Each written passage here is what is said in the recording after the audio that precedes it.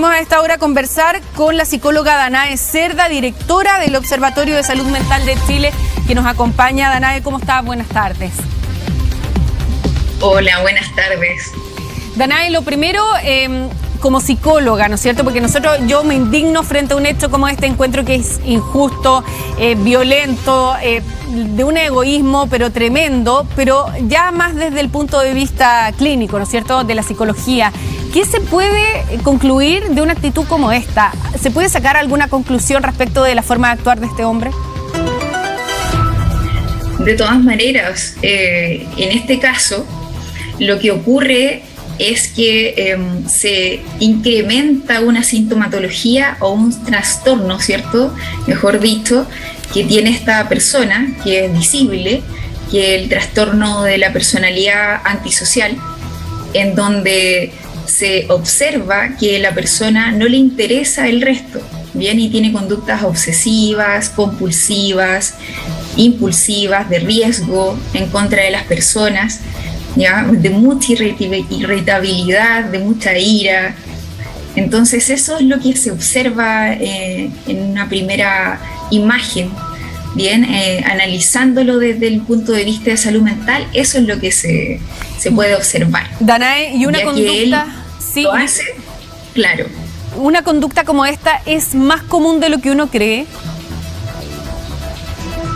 Sí, es totalmente común, lamentablemente, hoy en día, tal como lo decías recién, muy bien lo decías, es algo que se está dando muchísimo ahora desde la pandemia, desde el comienzo de la pandemia se ha ido incrementando la sensación de frustración de las personas, se ha incrementado también la irritabilidad, la ira.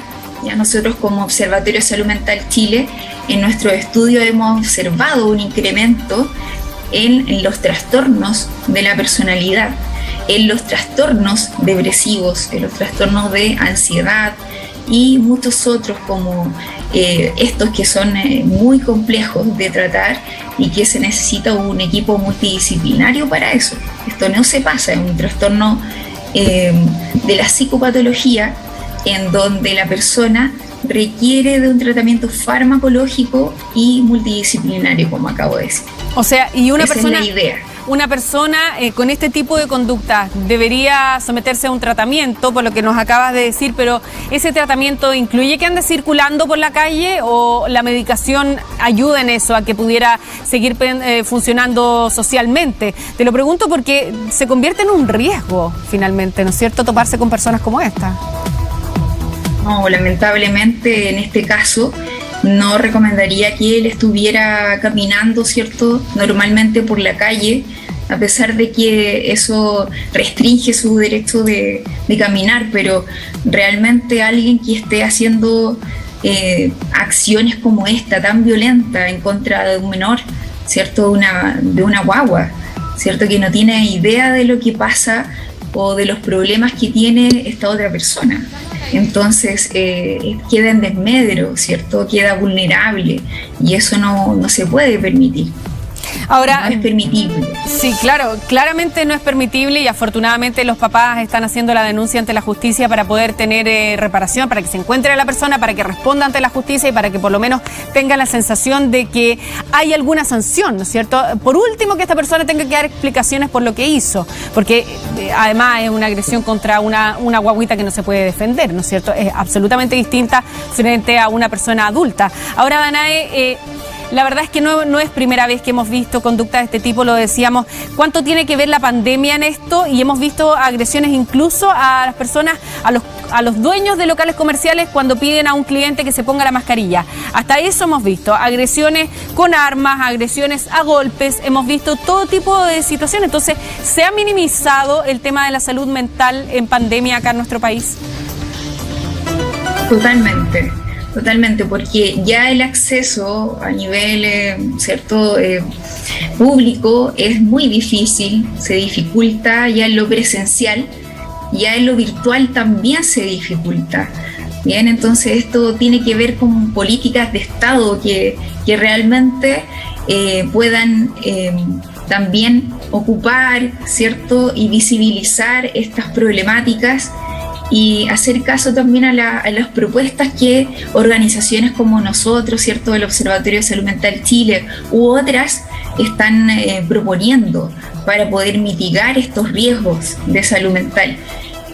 Porque también va a venir un tema de post-COVID, ¿ya? Un post-COVID, sí, en donde ya se está visibilizando que existen, por ejemplo, sintomatologías de riesgo, ¿ya?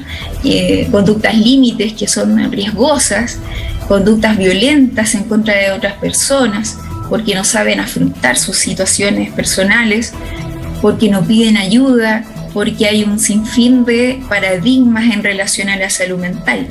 Entonces, el tema post-COVID ya incluye también una rehabilitación a las personas que han pasado por este tipo de situaciones, por ejemplo, de sufrir coronavirus.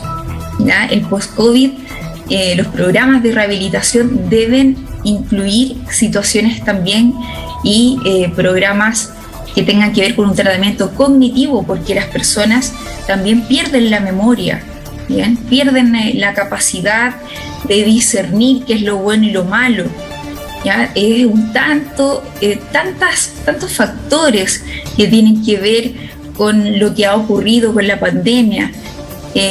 Por ejemplo, este señor, ¿cierto?, que estaba ahí, esta persona que pasó por ahí y que pateó ese coche, ¿cierto?, con la guaguita, puede volver a hacerlo con otra persona, puede hacerlo, y eso constituye que requiere de ayuda, y hay muchas personas que están en ese ámbito, ¿cierto?, de conductas. Danae, ¿cuánto se hace cargo el Estado de Chile de la salud mental? Y te lo pregunto más allá de la pandemia, porque aquí evidentemente todos los problemas que traíamos de antes en términos sociales, sabemos que además hubo la movilización social del año 2019, donde uno de los temas que se reclamaba era la salud pública, por ejemplo. En la salud pública ni en la salud privada está cubierto el tema de la salud mental.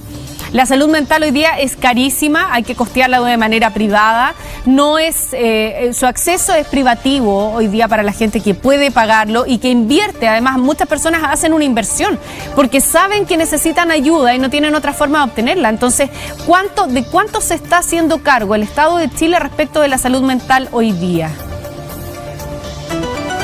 Se está haciendo cargo de una parte, ¿ya?, que es la pesquisa. ¿Ya? Cuando uno, claro, puede pesquisar que hay situaciones, ¿cierto? Con esto del programa Saludablemente que implementó este gobierno, claro, podemos reconocer que ahí pesquisan y hacen una intervención que tiene que ver como con la parte de la primera parte del tratamiento, pero no es una psicoterapia, es lo que requiere la persona, es una psicoterapia. Está muy bien hacerlo de forma virtual en estos casos, que también las personas no tienen mucho tiempo también de traslado, claro. Personas que también tienen temor a volver a contagiarse, o la variante Delta, ¿cierto? Todos sabemos eso, pero tiene que ser un proceso donde tenga muchísimas más sesiones para las personas, ¿ya? Sesiones en donde uno pueda, como psicólogo, como psicóloga, poder ir a lo profundo y de verdad sanar a esa persona. Sí, pues además sabemos... No solamente darle un par de sesiones. Y la psicoterapia es de largo aliento, o sea, no son 5 sesiones, porque de repente la cobertura que se entrega en algunas ISAPRES, en algunos seguros médicos, en alguna cobertura solamente de carácter privado, alcanza las 5 sesiones, y con 5 sesiones un paciente no hace nada, ¿no? Tengo entendido yo que es mucho más largo un tratamiento de este tipo. Ahora, ¿qué pasa con el sistema judicial? Quiero invitarte, Danae, a que revisemos declaraciones también del abogado defensor de la familia, porque aquí hay un tema de fondo, ¿no es cierto?, que es la sanción. ¿Cómo se ejerce también la sanción o el debido control y resguardo de personas que están en una situación de salud mental delicada y que, si no se resguardan o si no se mantienen bajo tratamiento, pueden convertirse en una amenaza para los demás? Escuchemos declaraciones del abogado de la familia y seguimos conversando. Un hecho que nos indigna. Creemos que no pueden andar este tipo de sujetos así como así en la calle, pero de esa situación será la Fiscalía la que determina si efectivamente hay algún tipo de lesión o algún tipo de daño, por ejemplo, en el coche, o algún tipo de lesión en el menor. Las imágenes que le entregaron a la madre del menor, el sujeto aparece sin mascarilla, así que afortunadamente eso podría ayudar a que el sujeto pueda ser identificado por las policías en caso que así lo determine la Fiscalía. Ahora, es lamentable que, como decía el abogado, tenga que existir alguna lesión que haya recibido el niño, la guagüita, o alguna lesión en el coche, alguna muestra en el coche, como para que se pueda ejercer la justicia, ¿no es cierto? En este caso, a uno debería bastarle por sentido común ver la imagen y constatar una agresión, ¿no es cierto? Y acreditar que la persona que se detiene después es la misma persona que aparece en la imagen en el video, ¿no es cierto? Pero bueno, lamentablemente así opera nuestro sistema judicial en este momento. Y Danae, ¿cuántos de estos casos, como el que estamos viendo, como este hombre con este tipo de trastorno, se declara finalmente inimputable ante la ley? ¿Cuántos de los casos finalmente esto se convierte en un eximente de responsabilidad penal y la persona sigue circulando tal cual? Muchos de estos casos, y yo también lo he visto en el ámbito pericial también, se dan como algo inimputable, ¿ya? Porque también mencionan que o hacen evaluaciones, ¿cierto?, externas, en donde se visibiliza que la persona está fuera de sus cabales, ¿cierto?, que tiene una esquizofrenia, por ejemplo, ya eso es inimputable. Ya cuando no tiene conciencia la persona de lo que está haciendo, entonces ahí eso es lo que va a primar, ¿bien? Pero en ese caso, lo que se debiera hacer es considerar también el daño psicológico que se le está otorgando, que se dio a la mamá de esta guagüita, al papá de esta guagüita y a la guagüita en sí, porque a pesar de que tenga 7 meses, ¿cierto?, de todas maneras va a tener algún tipo de dificultad después. Eso se va a desarrollar. Entonces eso sí debería considerarse, más allá de si la persona tiene un trastorno muy grave, ¿ya? Porque el trastorno antisocial, la persona sí sabe lo que está haciendo. Y eso es lo que yo visualizo acá en esta imagen. Él sabe perfecto lo que estaba haciendo porque además se da vuelta, ¿no? Sí, se gira. Se da vuelta. Exacto, gira. Es como, estoy confirmando lo que acabo de hacer. Es como, me siento bien con lo que acabo de hacer. Esa es la percepción que uno le da, ¿cierto? Y es eso realmente, Danae, lo que les provoca a estas personas que tienen este tipo de trastorno, una conducta como esa, ¿les provoca satisfacción? Sí, totalmente. Todo lo que sea dañar, ¿cierto?, a un otro, o dañar cualquier cosa que sea estipulada o socialmente aceptada, a ellos no les gusta. No, pero entonces esta persona en particular debe tener un problema con el tema de las guaguas, por ejemplo. ¿Ya? Con eso debe tener un problema.